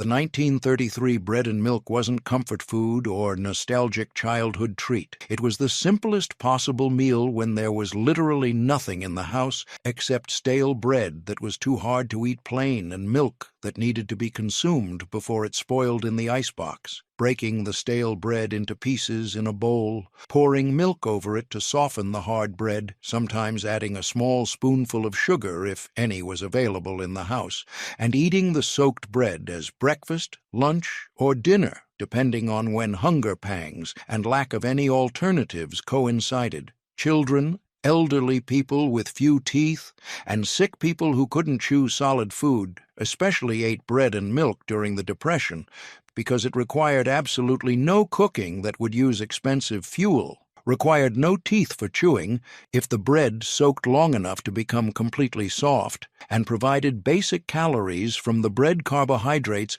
plus some protein and nutrition from the milk that was better than eating nothing at all. The sound was stale bread being broken into irregular pieces and dropped into a bowl, and milk being poured over the bread pieces until they were covered and beginning to absorb the liquid. The smell was stale bread that had lost its fresh-baked aroma and milk that was neutral and bland. No cooking smells, no spices, nothing appealing. The taste was milk-soaked bread with a small amount of sugar if the family was fortunate enough to have sugar available, otherwise just the plain flavors of bread and milk, with absolutely no seasoning, herbs, or enhancement of any kind. The texture was soggy, mushy bread soaked in milk, eaten with a spoon like cold cereal, but without any of the flavor, crunch, or interest that actual cereal provided, just soft, wet bread that filled your stomach with something. This meal cost approximately 6 cents per person. Stale bread that would otherwise be thrown away, 1 cent, milk 5 cents for a cup. You couldn't waste stale bread by throwing it away or feeding it to animals, even though it was too hard to eat plain. Family members needed that food more than livestock did. You couldn't skip meals entirely, even when there was almost nothing to eat. Children, especially, needed something in their stomachs. You couldn't make anything more elaborate or flavorful. Stale bread and milk was literally all that existed in the house at that moment. What it meant, the absolute minimum meal that could be called food rather than starvation, was stale bread soaked in milk to make it soft enough to swallow, and families ate it multiple times per week when their options had been reduced to nearly nothing, and they were surviving day to day on whatever scraps they could afford. By 1950, bread and milk as an actual meal, rather than sick-person food, had disappeared completely when post-war food security improved, employment returned, wages increased, and families had actual food options beyond stale bread and whatever milk they could afford. Modern people don't eat bread and milk except perhaps as comfort food when they're sick with a stomach illness or as an unusual personal preference.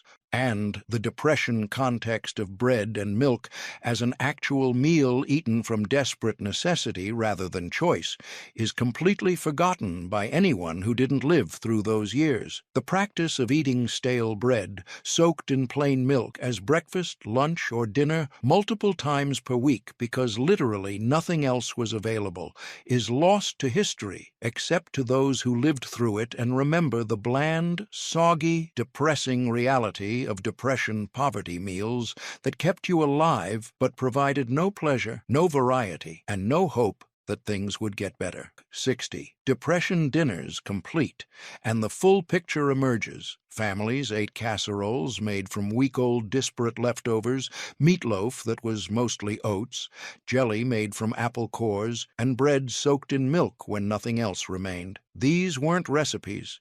These were proof that hunger makes humans unbelievably resourceful and adaptable. These 60 Depression-era dinners weren't recipes. They were mathematical equations solving for survival when the variables were pennies in pocket, hunger in stomach, and absolutely nothing to waste. From 1929 to 1939, American families ate meals that sound impossible today: water pie, ketchup soup, lard sandwiches, bread soaked in milk, and casseroles made from combining every leftover from the entire week. They ate these things not because they tasted good, but because eating something was better than eating nothing, and going hungry wasn't option when you had children to feed. The families who ate these meals developed relationships with food that later generations can't understand. They knew the exact price of every ingredient. They calculated calories per penny spent. They saved bacon grease in cans for months and used it for everything from frying to salad dressing to sandwich filling. They made soup from chicken feet. Butchers gave away free and made jelly from apple cores that would otherwise be garbage. They ate organ meats because organ meats cost half what muscle meat cost. They stretched 1 egg across 4 sandwiches by mixing it with chopped onions. They fried dough scraps left over from cutting biscuits because throwing away any food was unthinkable. These meals weren't about flavor or nutrition or culinary tradition. They were about not starving, and everyone who ate them understood that distinction. When you're eating beans for the 6th night in a row, you're not thinking about how beans are nutritious, complete protein. You're thinking about how you wish you could afford anything else, but you can't. So you eat beans, and you're grateful you have beans, because some families don't even have that. The Depression ended in the early 1940s when war production created jobs and incomes rose, and families immediately stopped making these meals. Nobody continued eating water pie or ketchup soup or bread and milk dinners once they could afford alternatives. These recipes disappeared because they represented suffering, and once the suffering ended, people wanted to forget it ever happened. You remember your grandparents talking about Depression meals, but they probably didn't tell you everything. They didn't tell you about eating ketchup soup or lard sandwiches or casseroles made from week-old leftovers mixed together, because sharing those stories meant admitting how desperate they'd been. The stories they told were sanitized. Beans and cornbread, fried bologna, maybe liver and onions, but the real Depression diet was bleaker. And most people who lived through it took the full truth to their graves rather than admit to their children and grandchildren that they'd been that poor and that hungry. These 60 meals prove that humans will eat anything when hungry enough, that creativity flourishes under constraint, and that surviving doesn't require variety or flavor, just calories and determination. Modern food culture celebrates expensive ingredients, complex techniques, and beautiful presentation.